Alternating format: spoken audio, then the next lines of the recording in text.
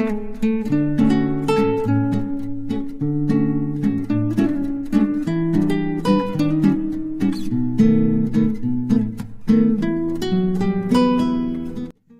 Everyone, আমি দেবলীনা প্রবাসে আমার ছোট্ট রান্নাঘরে তোমাদের আরও একবার স্বাগত জানাই।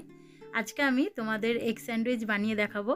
সকালে ব্রেকফাস্ট বানানোর সময় হাতে যদি খুব কম সময় আছে দেখো, তাহলে এই স্যান্ডউইচটি তোমরা খুব সহজে এবং কম সময়ের মধ্যেই বানিয়ে নিতে পারো ব্রেকফাস্টের জন্য।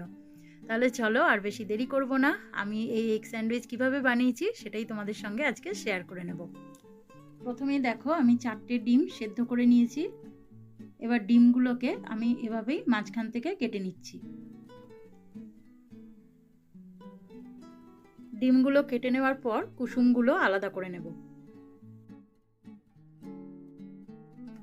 এবার দেখো ডিমের যে সাদা অংশটা সেটা আমি এভাবেই কুচো কুচো করে কেটে নিচ্ছি।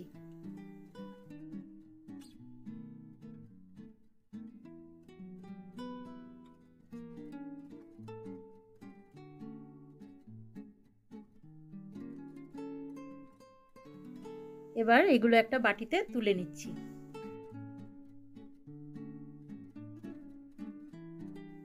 এরপর ডিমের কুসুমগুলোকে একটা কাঁটা চামচের সাহায্যে এভাবেই ভেঙে নেব।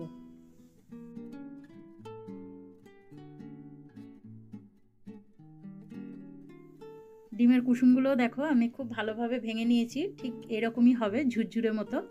তো তারপরে আমি এতে দিয়ে দিলাম কুচনো পেঁয়াজ, শসা, তারপর এতে দিলাম কাঁচা লঙ্কা, ঝালটা তোমরা বুঝেই দেবে যে যেরকম খাও। তারপর দিয়ে দিলাম ধনেপাতা কুচো। এবার দিলাম স্বাদ মতো নুন, আমি এখানে বিট নুন দিয়েছি। তারপর এতে দিলাম গোলমরিচ গুঁড়ো। তারপর এতে দিয়ে দিলাম সামান্য একটু গার্লিক পাউডার বা রসুন পাউডার। তোমরা এখানে গার্লিক পাউডারের জায়গায় রসুন কুচো করেও দিতে পারো। তারপর দিয়ে দিলাম সামান্য একটু টমেটো সস আর দিলাম 2 চামচ মেয়োনিজ। তারপর সবার শেষে ওই ডিমের যে সাদা অংশটা আমি কুচো করে রেখেছিলাম সেটাও দিয়ে দিলাম। এরপর পুরোটা একসঙ্গে ভালোভাবে মেখে নেব।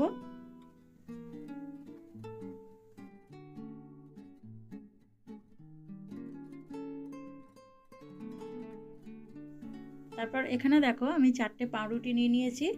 পাউরুটির সাইডের অংশগুলো কেটে আগে একটু সমান করে নেব।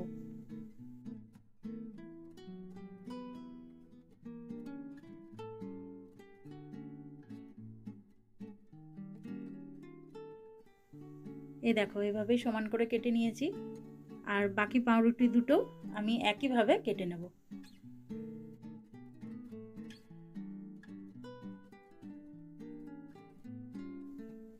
এই যে দেখো 4টে পাউরুটি আমি সমান করে কেটে নিয়েছি।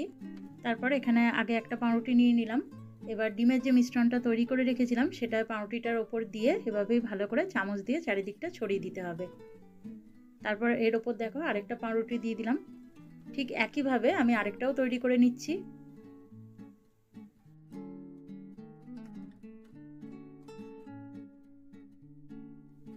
এদিকে দেখো একটা ফ্রাইং প্যানে আমি বেশ কিছুটা বাটার দিলাম। বাটারটা ভালোভাবে গলে গেলে আমি পাউরুটি দুটো এর মধ্যে দিয়ে দেব। এখন কিন্তু ওভেনের আঁচটাকে একদম লো রাখতে হবে। আর দেখো এক পিঠটা ভাজা হয়ে গেছে, খুব কম সময়ের মধ্যেই হয়ে যায়।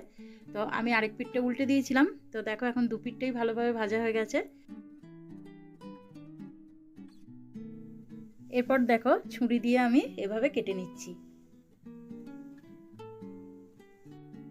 ব্যাস তৈরি হয়ে গেল এগ স্যান্ডউইচ। তো তোমাদের কেমন লাগলো আজকের এই এগ স্যান্ডউইচ আমাকে কিন্তু অবশ্যই কমেন্ট করে জানিও, আর ভালো লাগলে একটা লাইক করে দিও। আর যারা যারা আমার চ্যানেলে আজকে নতুন এসেছো আমার চ্যানেলটিকে সাবস্ক্রাইব করে আমার পাশে থেকো। তোমাদের সঙ্গে আবার দেখা হবে নতুন আরেকটা রেসিপি নিয়ে খুব তাড়াতাড়ি। তোমরা সবাই ভালো থেকো, সুস্থ থেকো, সাবধানে থেকো।